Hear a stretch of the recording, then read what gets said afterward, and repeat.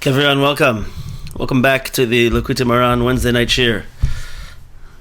I hope everyone's Shavuos was amazing. I hope there was a full and powerful Kabbalah Torah, and Mirz Hashem will take it as a new start to a new year of Torah in our Wednesday night group together, learning the amazing Torah of Rabbi Nachman.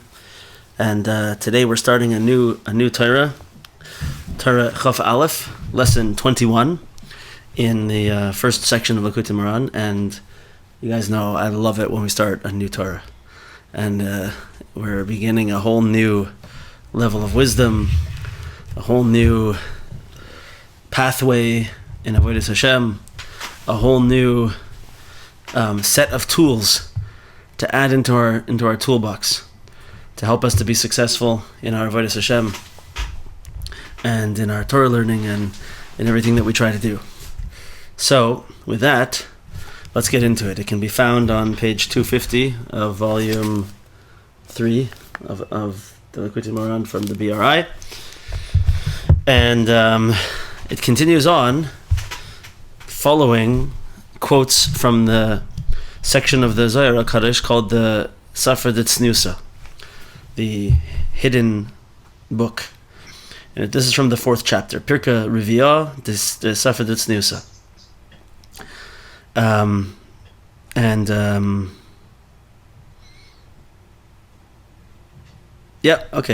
Maybe we'll talk about it next week, about where this Torah comes from.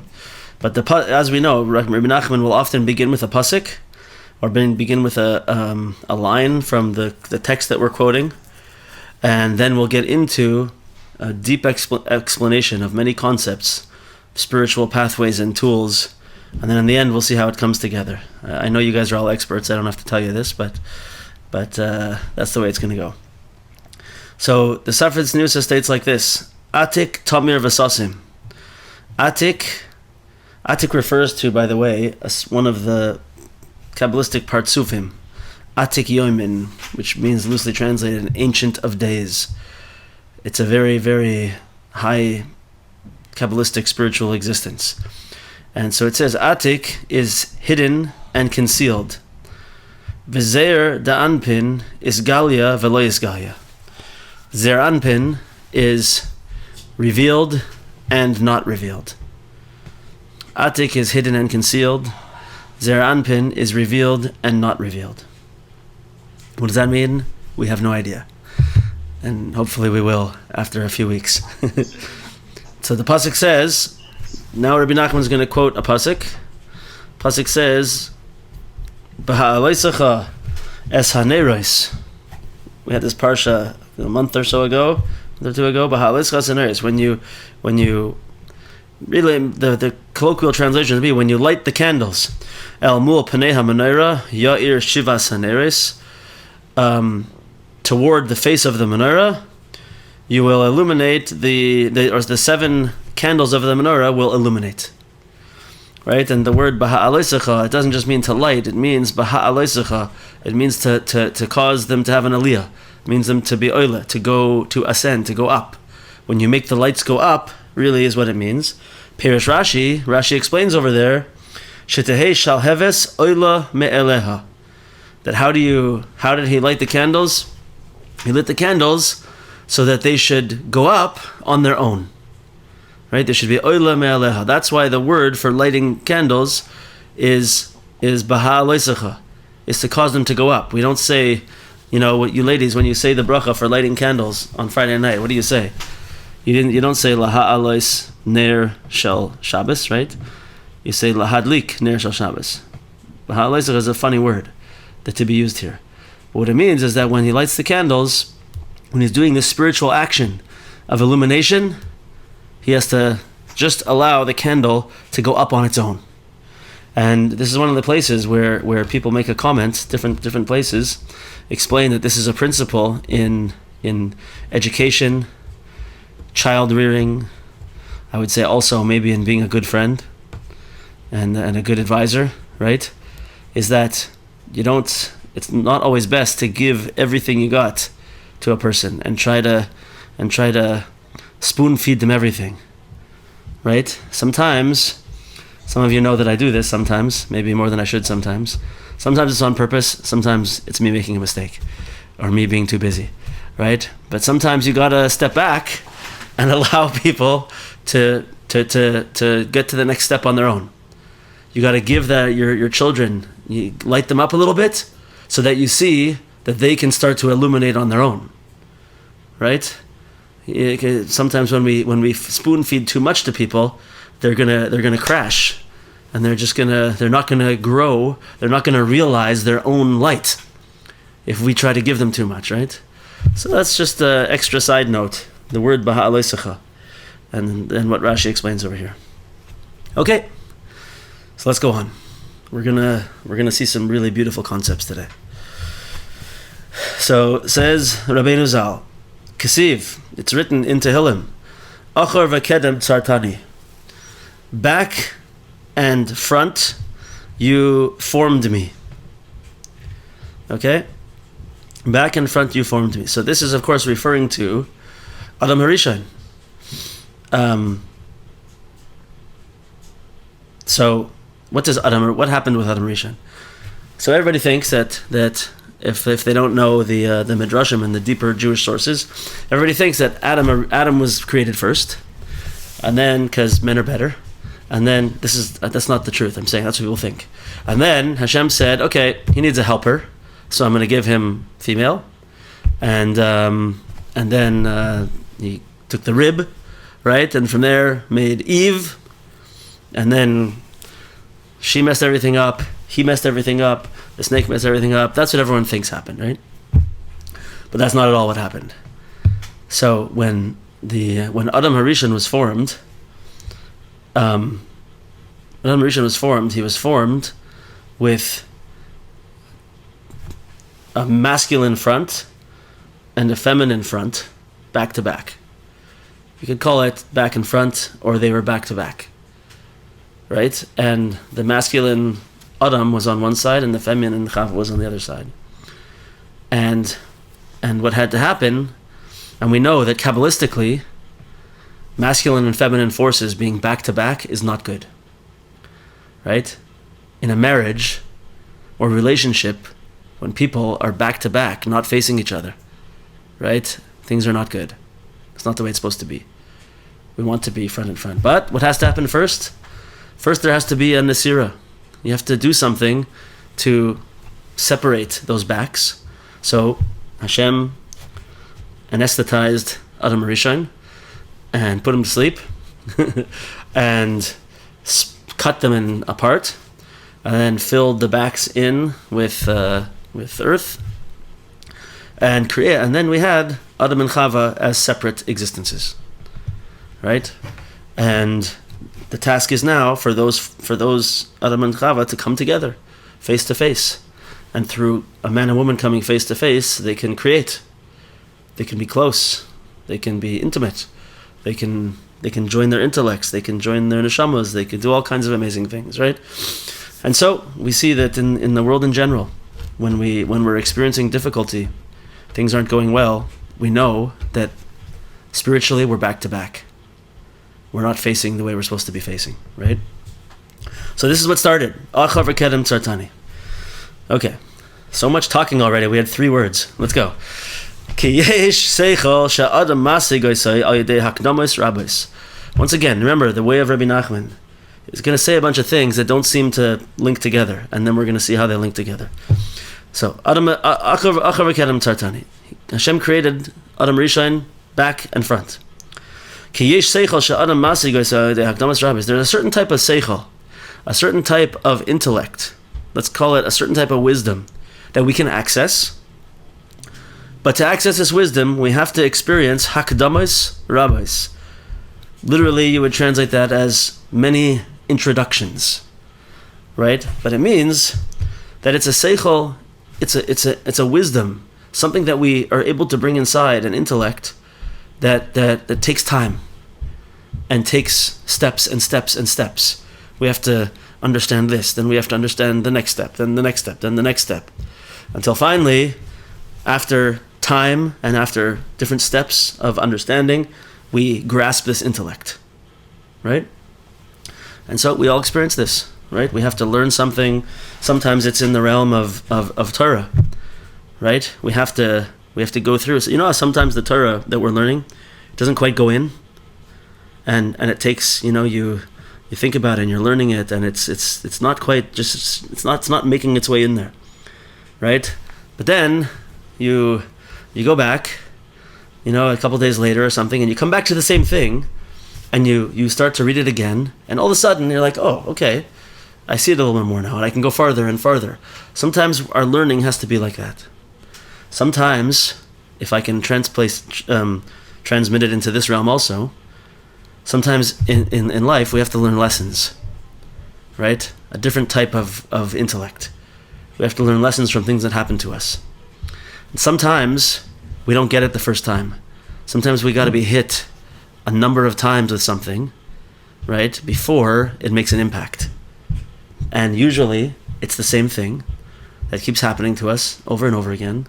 It's a tremendous sign of love and chesed from Hashem that He's showing you the same thing. He's giving you a glimpse. I'm telling you, this is what you got to do. This is what you got to do. And if we open our eyes, we're able to see it. This is something, but it takes time. And then finally, when we get it, we're like, oh my gosh, I realize what I've been doing for my whole life. I realize what mistakes I made over the last, months, years, whatever it is, decades sometimes. And only now I'm able to look and see. So that's something that a seichel that we develop in learning or in life experience with hakdamos rabbis. It takes time, and we don't get it right away. Seichel hazeh mechuna b'shem achor. This type of wisdom, of seichel, of intellect, is called achor. It's called the back.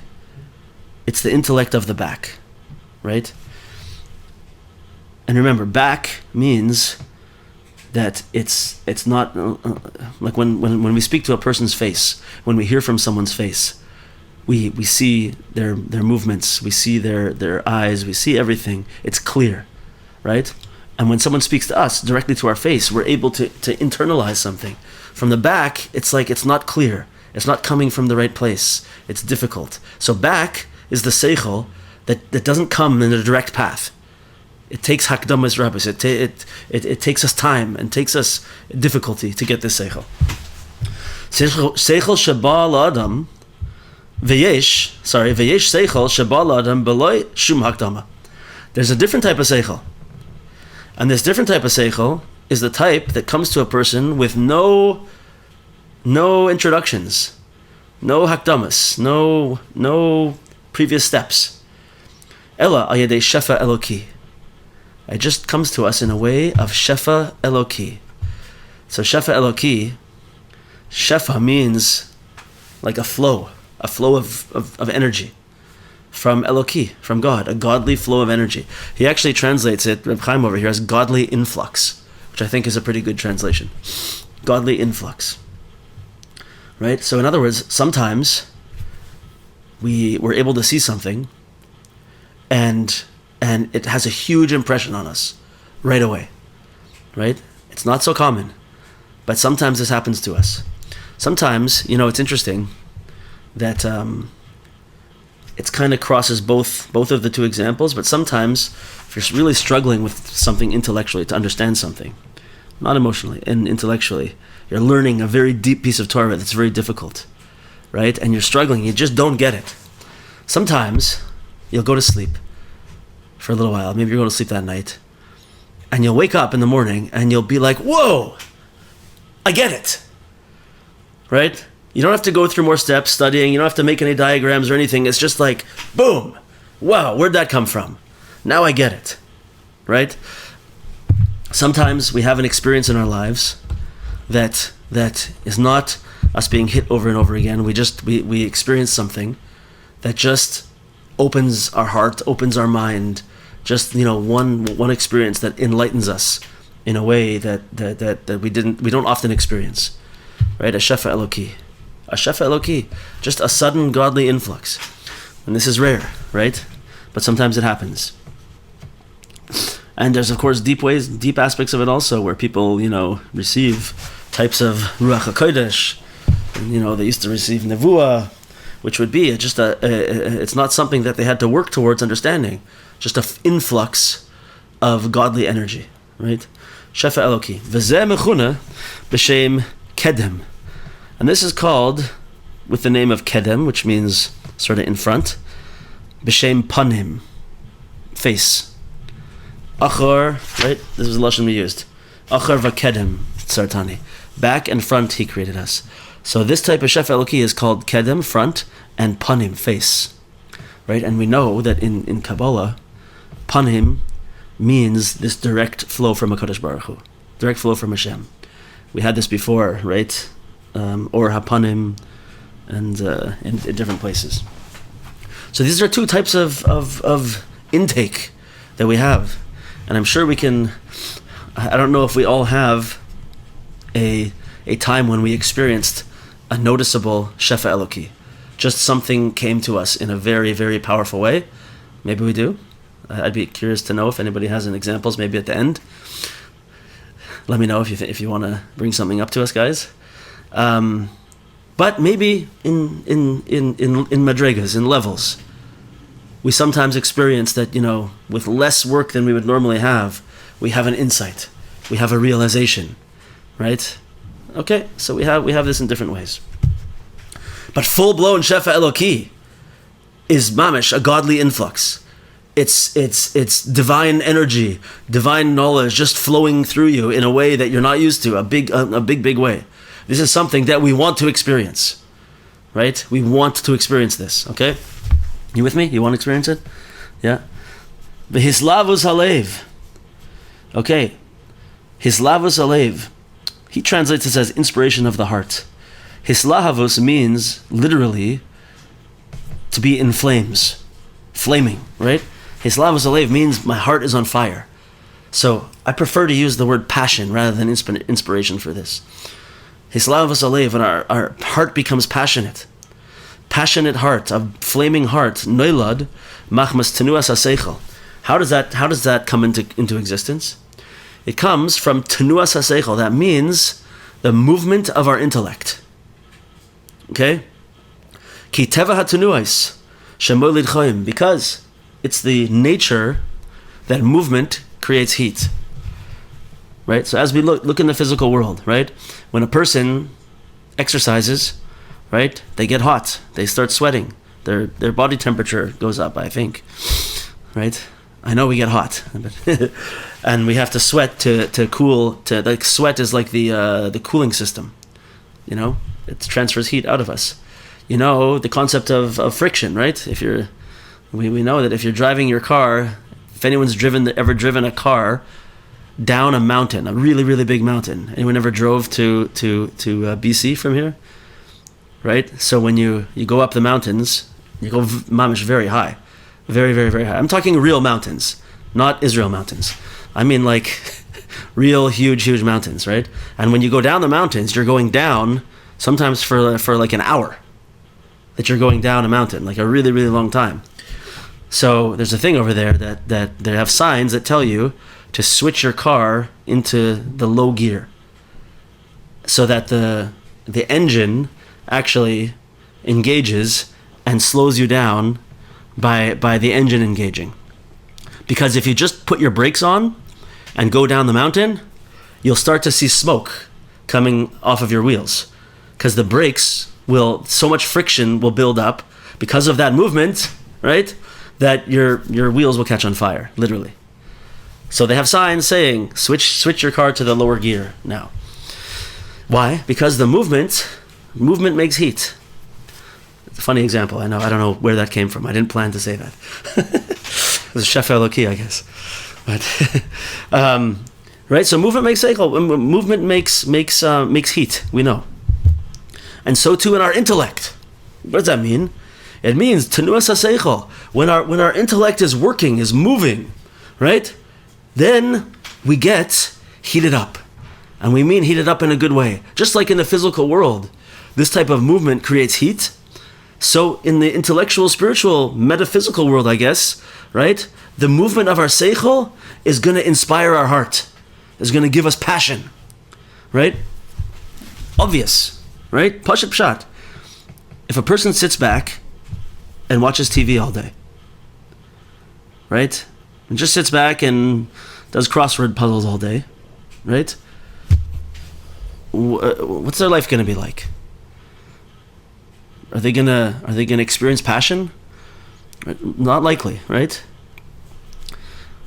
So, very unfortunately, I know some elderly people who are in this situation where they're just stuck, and it's at the end of their lives, and they're not able to move. They're not able to change, really, right? Not that we're giving up, ein shum yush, right? But it's extremely difficult for someone after 70, 80 years to change their personal habits. And if they haven't spent a life developing passion, developing intellect, it's not going to come now, right? It's going to be very, very difficult. So difficult. And it's just obvious. If we start working with our intellect, working with our thoughts and studying and talking and meeting people and discuss deep things, right? When we spend time with people who are talking about awesome stuff and inspiring stuff and deep stuff, and we're moving our seichel, and we're not just flying through the world, right? It's obvious that we're gonna be more impassioned. Our hearts are gonna be a little warmer. It's just gonna be. There's no question, right? I know. I spoke to someone recently, someone who's here right now, for sure, about an experience that this person had that many of us have had. I think more than one person who's on this group right now, I've talked to about this, that if you begin to become a little bit connected to the things like the wisdom of Rabbi Nachman, and you begin to start focusing on certain important things in your life, and you start learning, studying, maybe davening, maybe hisbodedus, getting into this type of existence, and the wheels start turning and the heat starts building up, and you start to become a different person, right? Yes, a different person. You start to become a different person, and then you go out with people that you used to know, and it's almost painful to sit and listen to the conversation that's going on, right?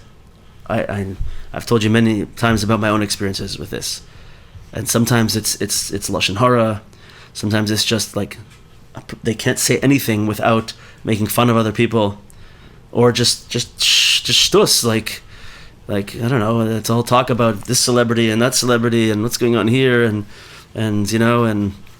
all these new things. I'm not going to talk about any red button issues today, but although I want to, but I won't. Right? Just what are the conversations? There's no movement. Usually we leave those conversations and we feel like we're drained. We feel like any heat that we had built up has been sapped out of us, right? You have that experience? So, tenuas haseichel, movement, learning, talking in deep things is what creates this passion in the heart. And according to the level of the quickening of the movement of the seichel, kein moilid chayim balev, so too will the heart be warmed up. Right? According to the level of the movement of our seichel, the quickness of the movement of our seichel, so too is going to be the heat in our heart. Nimtza al yedei shefa eloki comes out.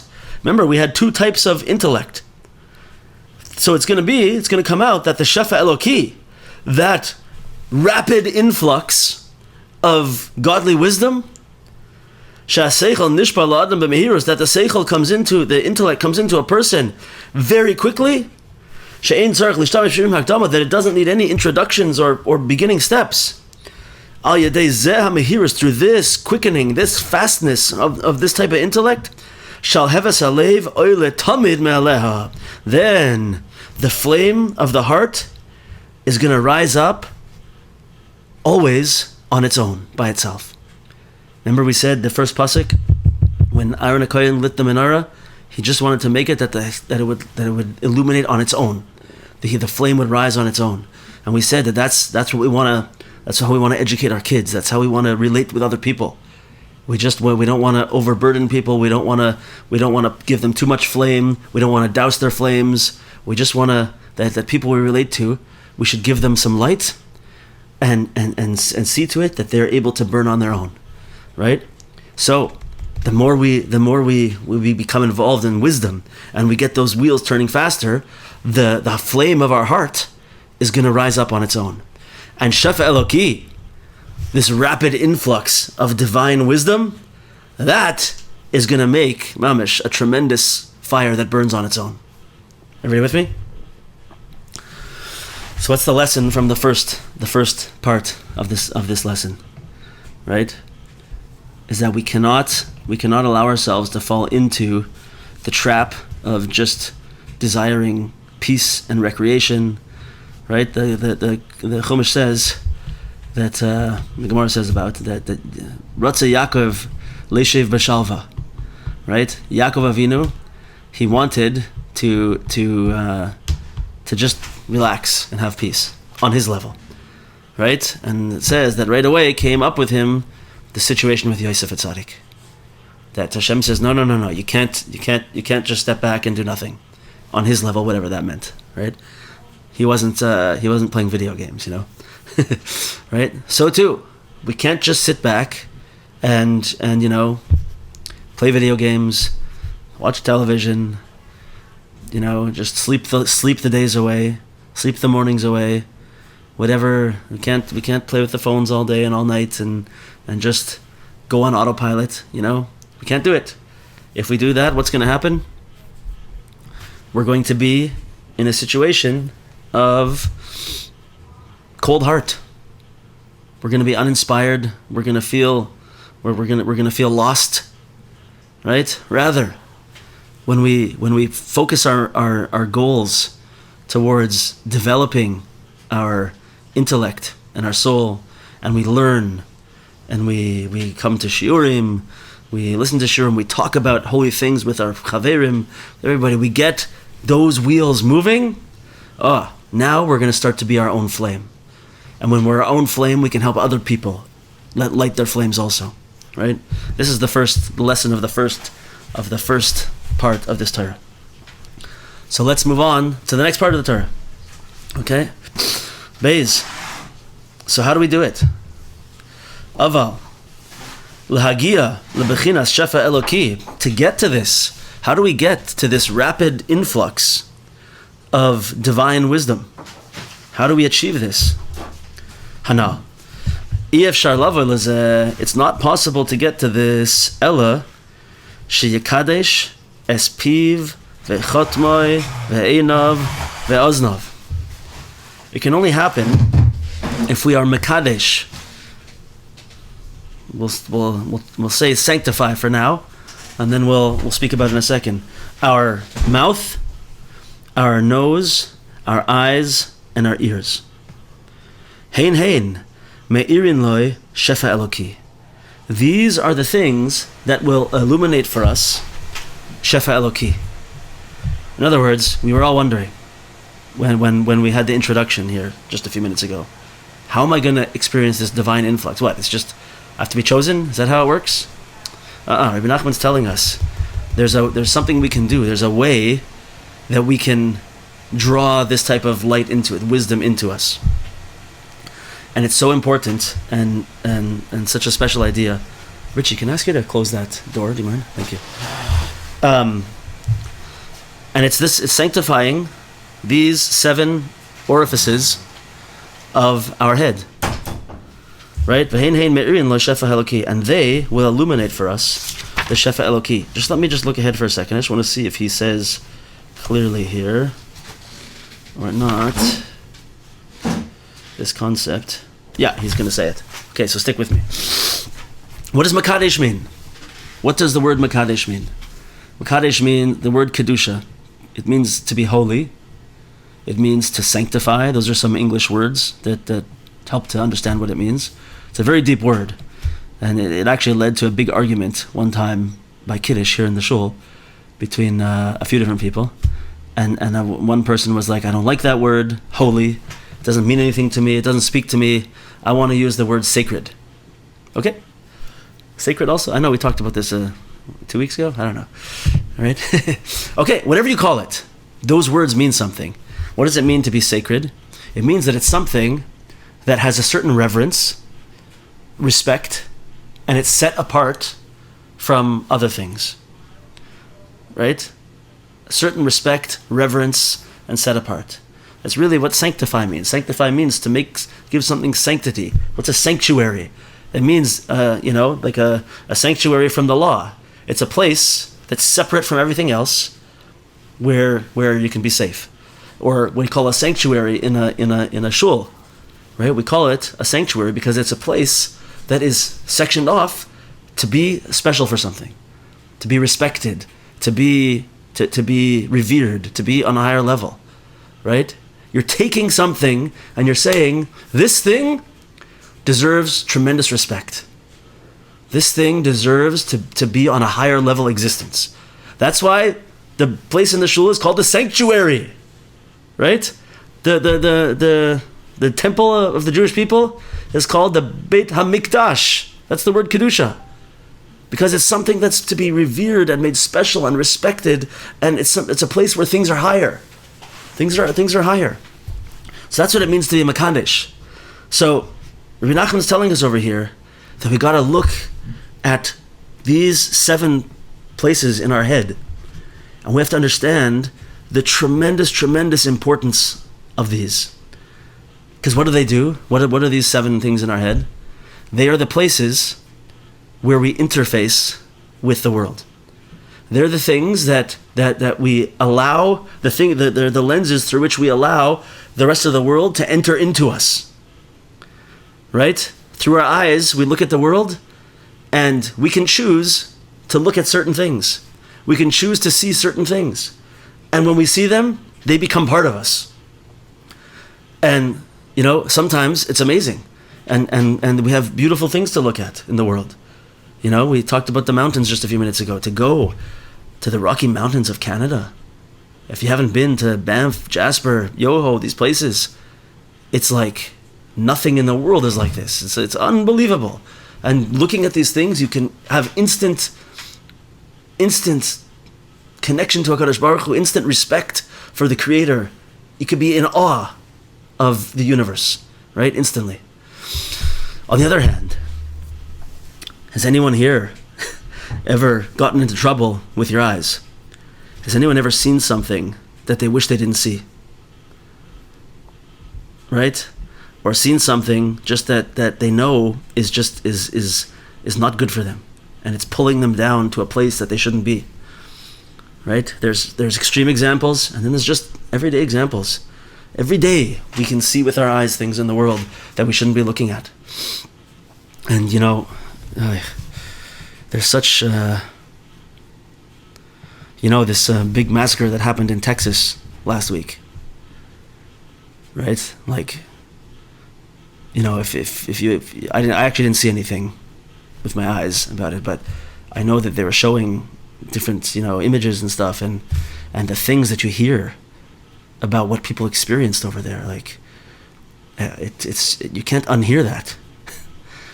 And I'm not even using that as an example of something that we shouldn't hear, because I think maybe we should hear that, But just when things enter into us, they become part of us, and they change us. They grab a hold of us, right? And we can mamish be pulled somewhere where we don't want to be pulled. And our ears do this, our eyes do this, and our nose does this, and our mouth certainly does this, right? The mouth. Let's go a little farther, because he's going to talk about them each individually. We got to guard ourselves that we do not allow lies to come out of our mouth. We don't allow falsehood to come out of our mouth. Okay, that's the first point. There's so many reasons why it's important that we be careful with what we say. He for whatever reason, Rabbeinu didn't choose here to speak about Lashon Hara or to speak about Motzi Shem Ra, right? Speaking negatively about other people. He didn't choose to talk about eating non-kosher food, which are all part of it, right? Allowing things to come in through your mouth, allowing things to go out through your mouth. But he chose to focus on sheker, lies, falsehood coming out of your mouth, right? And it's so important. It's such an important inyan. I could say that being a person of truth is amongst the most important things that a person can do in spiritual development, right? Because every time we choose to resort to falsehood, to lies, we're actually, what we're doing is we're ignoring reality. We're choosing to sweep something under the rug and not deal with something inside us that needs to be dealt with, right? It's, if a person looks at when do they feel the need to not tell the truth? Usually there's some type of conflict that they're involved with, and they know, and they feel afraid of that conflict. They don't want to, for whatever reason, right? We don't want to bring the truth up there. So we lie. No, I didn't do that. No, it wasn't me. Right? Think about a gorgeous little child. Right? I've seen this happen a few times recently, where someone finds that there's a wrapper, some food, some kind of treat in the closet that was supposed to be saved for Shabbos. Right? And someone comes down and is like, "Whoa, wait a second. This was supposed to be for Shabbos. Who went into the closet, opened up the thing, and started eating these things?" And then maybe it happened, I'm just saying it could have happened, that the tati went in the next day and saw it was already open. Maybe he ate some too. Right? But in the first place, who opened it? And the mommy says, who opened it? And the little kid, like, you can just imagine it, right? The little kid is like chocolate on the side of his face, right? Hands are dirty. He's like, I didn't do it. Right? It wasn't me. Right? So a cute little kid, it's funny, because he's afraid of the conflict that is presenting itself, and he's afraid of being in trouble. He's afraid of the consequences. Right? But when you get to be an adult, it's not cute anymore. And it's not, there's things that we need to address. And we have to know that if we're speaking to someone and we feel the need to lie, right? Not for safety. I'm not talking about, right? We feel the need to lie. We have to say, wait a second. What am I afraid of? I can't be afraid of consequences here. That is what Rabbi Nachman tells us is called yiras nefulas, fallen fears. That is fear that has no basis in the world. That is fear that will just ruin my life, that will pull me into dark places. Right? So I'm afraid to respond to this person because what? I have to stand up and I have to, you know why I'm afraid to respond to this person? Because I don't have emunah. All I can think about right now is this moment and what's happening. If I had emunah, I would say, okay, listen, Hashem runs the world. Hashem's going to take care of me. I just have to be truthful. And then Hashem's going to take care of me. I have to face this thing. I have to be strong. And I can't be afraid of this person. It's usher for me to be afraid of this person. This person has nothing in his or her power that can make me afraid. I don't know if you remember this from Torah, Tesvav, Torah 15:25 in Likutei Moharan. Oh, we haven't got there yet. Totally amazing. But he says over there that actually these things in the world that we fear, they actually have zero power on their own to instill fear into us. It's only when we give them that power that they can have, right? And you can see it for yourself. You can experience it, right? You can be really afraid of something. You can feel anxiety and fear and what's going to be with this situation.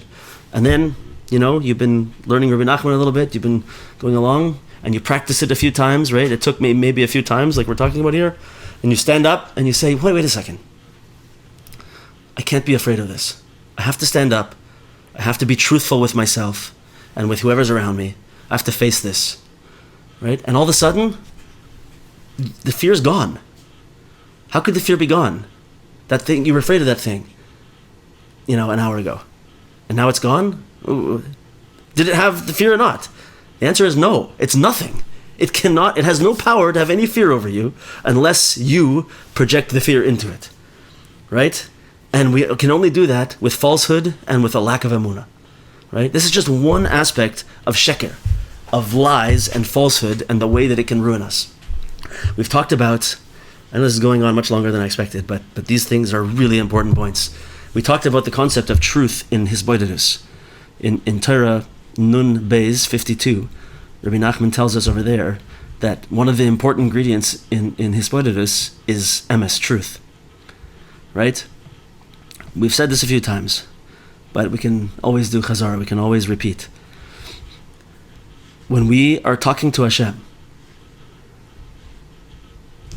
it's ridiculous. It's the stupidest thing in the world to say something that's not true.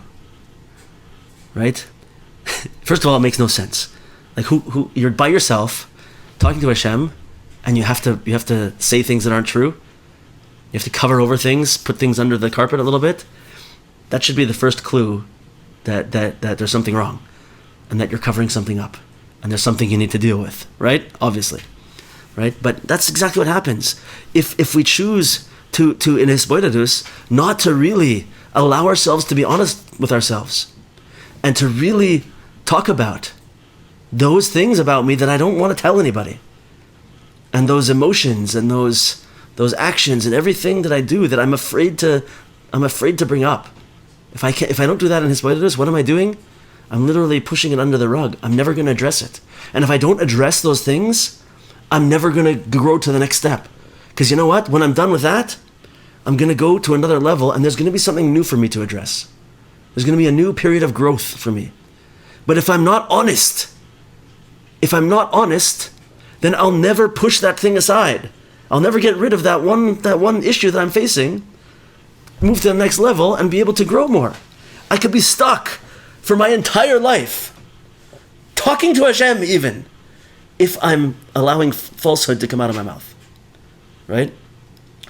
So this is maybe one of the reasons why Rabbi Nachman chose to use this word of sheker here, and with relation to our mouth, because it's so important.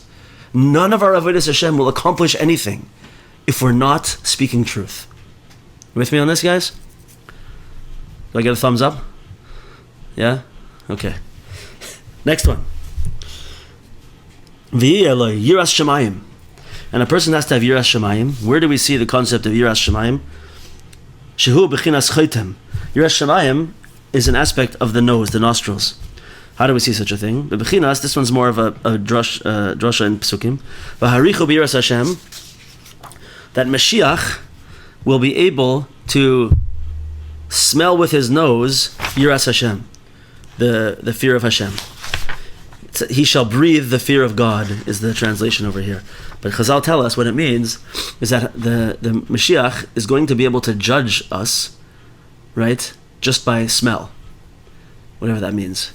What it means, I mean, on a little level, is that, they say that smell is the most spiritual of all of our senses, right? And anybody, I'm sure if you've experienced the thing that I'm about to say, you know exactly what I'm talking about, right? Have you ever had this experience where you'll be somewhere and you'll smell something, and the smell will be something that you haven't smelled since your childhood, right? Or since like someone that you knew, that you were very close to, and you'll have this smell, and all of a sudden you'll be hit with a ton of bricks, and you'll have these flowing memories, right, of this time from your childhood, or this person that you knew, and this emotions that you had. They'll all come back to you because of that smell, right? It doesn't work the same way with the other senses. There's a certain power. It's also, by the way, why on Motzei Shabbos, when we make Havdalah, right, we smell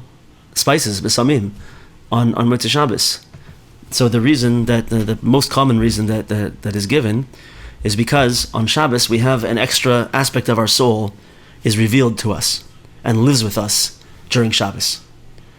But when Shabbos departs, that aspect of our soul departs also. And so our inner nature, our soul, feels even though we don't, maybe sometimes we feel it, but even though we don't usually actually feel it, our soul feels the pain of that extra revelation of our soul being taken away. And so we smell those spices to comfort our soul. Right? See, it's something that's a very spiritual sense. So when it says that Mashiach is going to V'herichu b'yiras Hashem, it doesn't just mean that he's going to breathe, oh, that guy breathes yiras Hashem. That guy breathes the fear of Hashem. That's not what it means.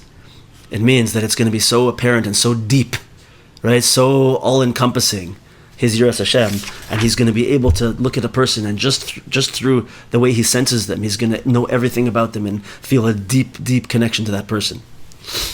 With me? And then the third one is, he has to have emunas chachamim. A person has to have emunas chachamim. I cannot tell you to what extent I believe this to be extremely important. Oh my gosh. Emunas chachamim means, very simply, it means to have emunah, let's say faith, in our tzaddikim, our sages, our great rabbis, right? And it's tali ba'udnin. It's dependent on the ears. It's like the pasuk says, "Shma divrei chachamim." Hear the words of chachamim. Emunas chachamim comes through hearing, comes through the ears, right? So, there's a lot of wisdom in the world, and there's a lot of sheker in the world, right? It's we live in a time now where we all know this, that it's very, very hard sometimes to separate between truth and falsehood, between wisdom and, I don't know what the opposite word is over here, between wisdom and folly, right? Knowledge that we think is wisdom, that actually takes us somewhere very low, and actually puts us into a place of ignorance. And but it not only does it not elevate us in our seichel, in our wisdom, but it actually pulls us down away from elevation, right? And we see this all over the place. And everything we learn, our menorah, our chain of tradition, is so powerful in Yiddishkeit, is so strong. There's a few very, very simple facts that it's always important to remember.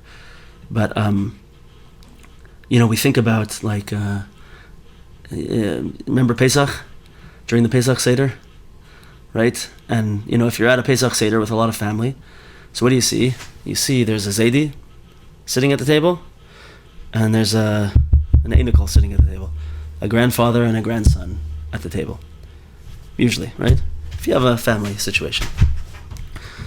So, from the time of Mitzrayim, right? How many times of the actual Pesach of Mitzrayim, when the Jews were in Egypt, how many times has it passed from grandfather to grandson? How many generations do you think we've had to go through where we passed grandfather to grandson from the time of Egypt till now? I don't know what you would think. Maybe you already know this, but when I first heard this, my mind was totally blown. It's something like only 80 times that transmission has happened. It's totally amazing, right?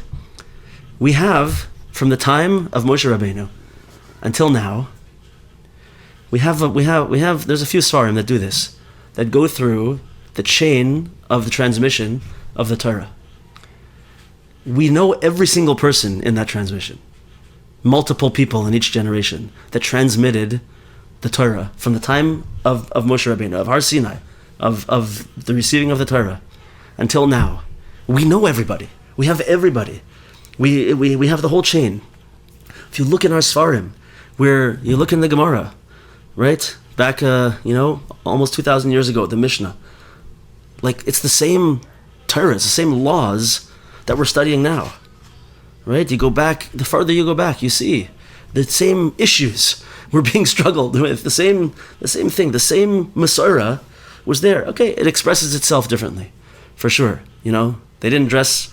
They sort of dressed like us, but they didn't really dress like us. But but it's interesting. There was always. I know this is going on a gigantic tangent, but there was always. There's always been Jews who look a certain way. There's what the Svarim call the tzuras ha-Yehudi, the form of a Jew, which is long garments, long beards, payas, and a head covering, right? This when they found the Yemenites, when the Yemenites were first reintroduced to the Jewish people after being isolated for a couple thousand years, you know what they look like? And if you see old Yemenites now, what they still look like? They look like basically like chassidim, but more colorful, right? They were wearing long garments, but more Arabic style, beards and long curly payas. Just the same thing, right? Big tangent. I apologize. Big tangent. But the point is that we have such a strong, powerful tradition, and we have this connection to emes, and our Bubbies and Zaydis literally gave up their lives because they felt it to be so important. They transmitted the Torah and the menorah, the tradition, at penalty of death, hiding out in places to make matzah, hiding out in places to try and study Torah, doing a bris milah in a cave under penalty of death, right? This is where all of our tradition comes from. And the Chachamim, the more you're able to learn, if you're able to learn in depth Gemara and Rishonim and Achronim, and you see the ridiculous level of knowledge of everything and how everything fits together in the most unbelievable way, and how it goes back, and the Rambam saw something, 1,000 years ago, and understood it, and then 700 years later, they're 800, 900 years later, they were learning it and pulling it apart and saying, now we see what the Rambam saw. Now we understand exactly what he saw. And they're talking about the same thing for thousands of years on a deep, deep level. Like who writes a book like the Gemara? You ever seen it's ridiculously complicated. And it's such a puzzle. And it fits together. And it's so complicated and hard. Like nobody else. No other religions have a book like the Talmud, right? No one. It's much more sensical, and right. But the Gemara is meant to be this type of existence that it's so complicated and so deep that you have to put so much effort into it. But when you do, it's so solid and it's so powerful, and it's such a connection to the past. The menorah is so powerful, so. People often get tripped up, unfortunately, and they see things in this world and they see wisdoms. And we have a principle that if you see wisdom in the world, you can acknowledge it. There's wisdom to be learned from non-Jewish sources also. But if it's not anchored to emunas chachamim, then we'll be lost. We'll float away. And we'll say, I'm going for this type of wisdom. I'm going for this type of wisdom. I like this today. I like this today. I like this. And we'll float around, and eventually the balloon will pop and we'll be gone. But being anchored to the root of our chachamim, of our sages over the generations, that were so powerful and so strong in the tradition and so careful to transmit it very, very strongly and carefully, right? It's so important to keep us grounded as Jews and to keep us grounded in our growth. And without it, mamish, we can stray. We have to be very careful. And nowadays, there's plenty of quote unquote wisdom and actual wisdom out there that we can really be pulled after. We have to be very, very, very, very careful and have tremendous emunas chachamim. Veyatzim einav mirois ra. And that one's simple. We already spoke about it. He doesn't really say anything about it because it's pretty obvious. Just, we got to keep our eyes closed from seeing evil in the world, from seeing bad stuff that we don't want to bring into ourselves. Right? We already spoke about that one. Okay, so what's pshat over here? These are the things that are going to arouse the influx of divine wisdom into us. Because these 7 openings are all connected to our brain. These are all the things that interface the outside world with the outside world into our brain. And through them, if we use them in the right way, they are what they're going to put our intellect into the mode of the front, of the face, like we said in the beginning, right? The powerful movement of divine wisdom coming into us is only going to happen if those pathways are clear, and if those pathways are bright and illuminated. That's gonna allow us to have this flow. And this is what it means. The pasuk in Tehillim says, "Reish davarcha emes," right? So first of all, Reish davarcha emes means the first is truth. Zebechinas moyach, that's referred. Rosh is head, which means brain. Hanemar etzel peh, and it's talking about the peh over here, the mouth. Davarcha emes. Reishis chachma yiras Hashem. So that's first is the mouth. Then reishis chachma, the rosh, the head, wisdom chachma is yiras Hashem. That's the second one, which is the nose, right? Zebechinas mayach hanemar al tza'achotem. That's how the brain is connected to the nose in the psukim. Where now Rabbi Nachman is taking psukim and showing how the head, the intellect, is connected to these 7 openings. First one, rosh davarcha emes. So the rosh, the intellect, is connected to the dibur, the mouth, right? With the speech, and emes. That's why he said emes in the first place. You hear? Very good. I didn't see that until now. And then the second one is reishis chachma. The rosh, the head, the place of chachma, wisdom, it comes from yiras Hashem, the fear of Hashem, which is what we said by the choitem, the nostrils. That's the pasuk for that. B'zeh bechinas hoichach lechacham ve'yaveka. Give rebuke to a chacham, a sage, a wise person, and love him. That's how we see that the brain is connected to the ears, and which was Umanas Chachamim. Because who's the Chacham? The Chacham is the person who's wise that will receive rebuke. Right? It says give rebuke to a wise person, and we have another halacha that you're not allowed to rebuke someone. Generally, okay, there's a thing that we say. And a piece of advice that's given nowadays, that is that we should not rebuke people. Because nowadays, people are not able to hear direct rebuke, right? Right in your face, rebuke. And not only does it not work, but it'll maybe turn them the other way, it'll maybe ruin your relationship, and bad things will happen. So, comes out from that, you should only really rebuke somebody if you know that you really can be successful, and you can do it in such a way that they're going to hear it not as an attack, right?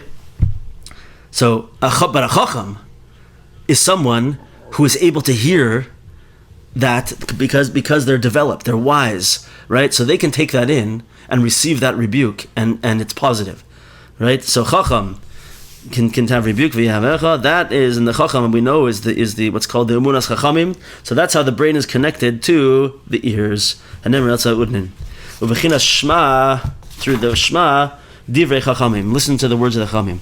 Zebechinas, and the last one is v'tipakachna einei shnehem. When they ate from the fruit in the garden, Adam and Chava, right? The pasuk says that their eyes were opened. Tipakachna, and the word pikeach means someone who's wise, someone who's smart, meaning their eyes were opened with wisdom, meaning the eyes in this pasuk are connected to the brain, right? So we see Rabbeinu just brought all these psukim to show that these 7 openings in our head are all connected to our brain, to our wisdom.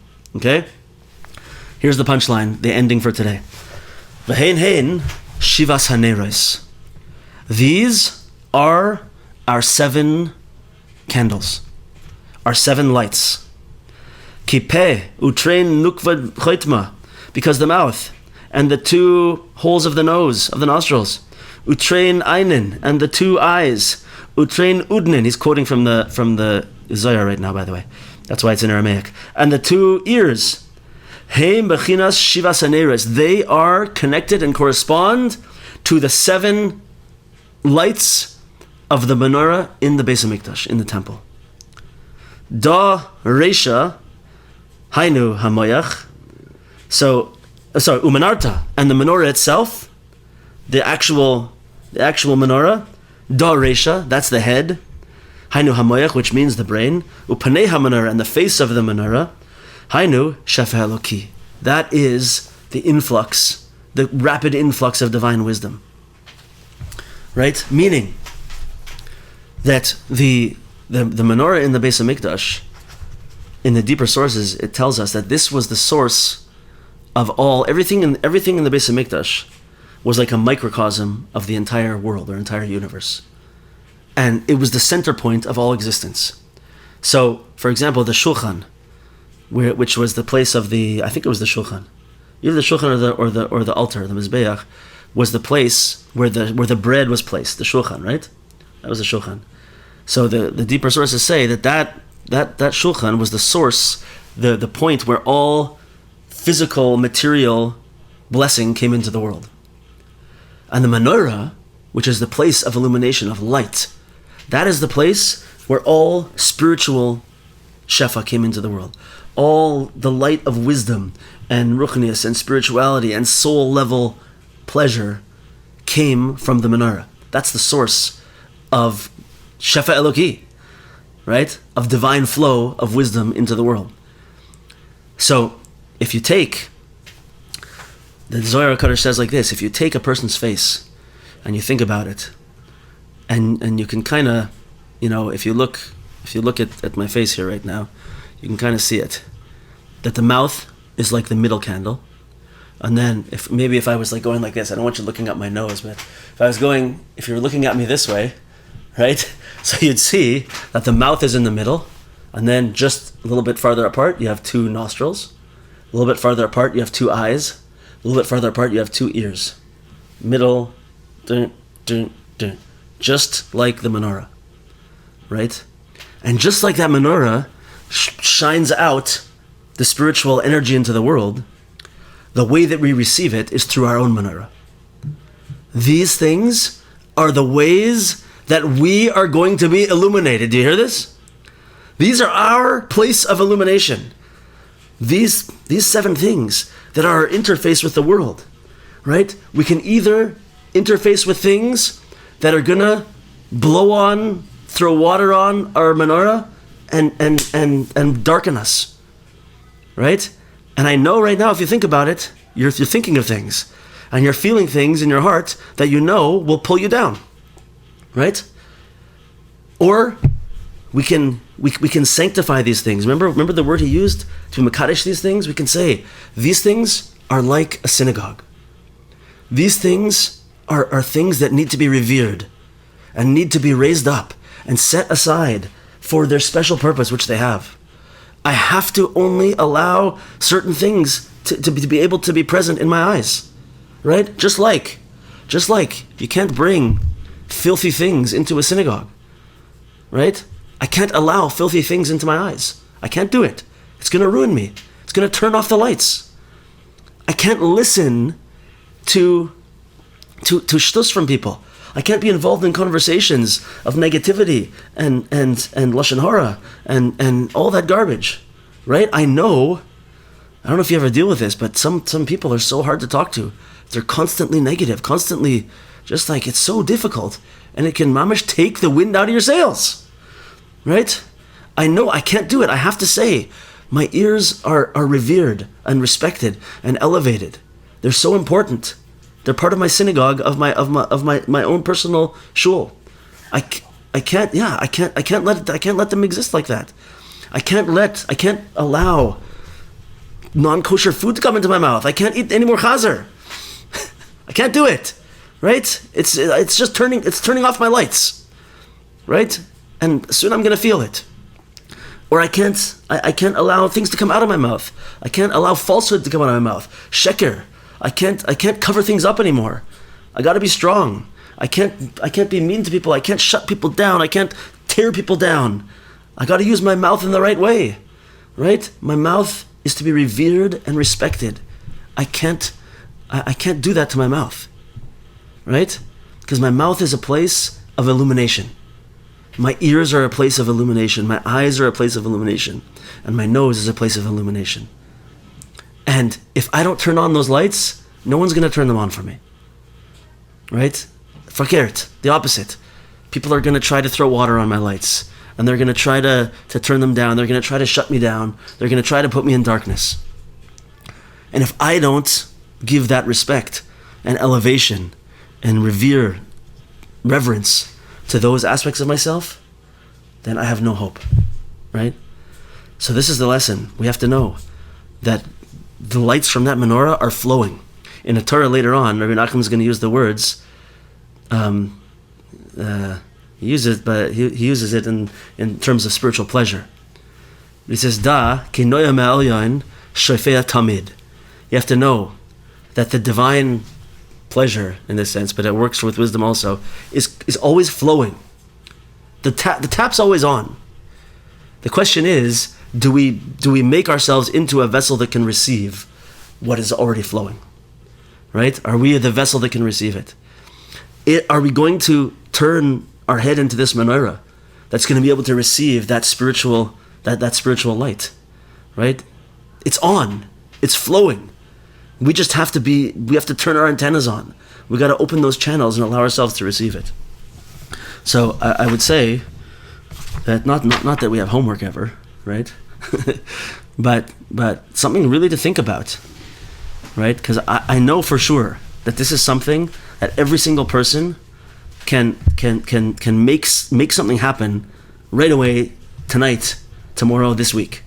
For sure, we can make a change in our lives that we'll right away notice, right? The moment that I start finding those things that I know are turning my lights off, and when I find the things that are turning my lights on, right? The moment that I find those things, and I put them into action, I will become a different person. I'll experience it right away. So the homework is, if anyone wants to report back next week, is to think about that. We could talk about it now if anybody wants. Also, think about the things that we know are pulling us down, that we know are shutting down our lights, right? And the opposite too. And then maybe we'll focus on it this week and see if next week we come back and we've actually had that experience. And if anyone wants to share anything right now, welcome to, please. Yeah, Sandra. Just to quickly say that I think in that homework, one of the things that I did in another course, that back-to-back relationship, I think is not something we can gloss over, because that back-to-back is what you're saying, it's the part that stops us. So when we're back-to-back, it's really, you can't, like you say, you can't have a holy or sacred or meaningful relationship, and even just identifying which relationship, you and God, you and yourself, you and your husband, wife and girl, whatever, children.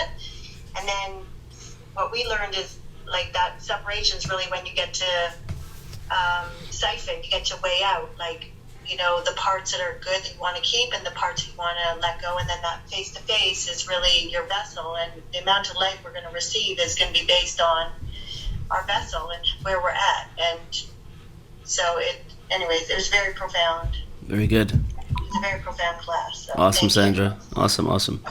Anyone else got anything to say? No? Okay, everybody. What? Yes? Barry, do you have something to say? Yeah, sorry, I just had to get the TV muted. So I did want to say, you talked about, when you feel like a revelation or some sort of, awakening. Yeah. And I've had that. I've had it big, as you know, right? Back in 2016, but I recently had it again. And I feel like it's when I'm at almost like the end of your rope, and you're like, I can't do this anymore, Sandra, and I talked about it before too, like, I'm surrendering to you, like, it's in your basket now, I can't deal with this anymore. And then all of a sudden, boom, something happens, and it all gets revealed. And I'm going through it like this second, actually. So I feel like it's just such a blessing to be able to be open to that and to recognize when it happens, because things don't just happen, right? And you have to be able to see it. These are revealed miracles as far as I'm concerned. So awesome. It's interesting that, like, that pattern follows really stuff that we've seen before also. Just that, when you think you're at the bottom, right? You think you're at the bottom, You're actually right at the edge. You're right at the doorway, right? And then all of a sudden that door opens, and boom, right? Amazing example, Vered Shkoyach. Thank you. Anyone else? Okay, everybody have a super awesome, amazing week. And I'm so happy that we're learning this Torah, because this one is super awesome. We're going to see already the very next paragraph is going on to something really amazing to do with the mitzvah of Sukkah. So everybody have an awesome week, and we'll look very forward to seeing you guys. Those of you, we'll be back on with the Monday night Lost Princess, for those of you who go to that one, and then I'll see everyone else also on Wednesday, God willing. Everybody have an awesome week. Okay, love you guys, bye.